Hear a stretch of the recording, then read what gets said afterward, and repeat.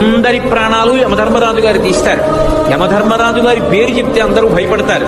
కానీ మార్కండేయుడు శివలింగాన్ని కౌగిలించుకొని, నన్ను ఇప్పుడు నువ్వేం చేస్తావు అని అనలేదు. ఆయన ఓ మాట అన్నాడు, చంద్రశేఖరమాశ్రయే మమ కింకరిష్యతి వయ్యమహ అన్నాడు. నేను పరమశివుణ్ణి పట్టుకుని ఉండగా ఓ యముడా నువ్వేం చేస్తావురా అన్నాడు. ఆయనకి కోపం వచ్చింది.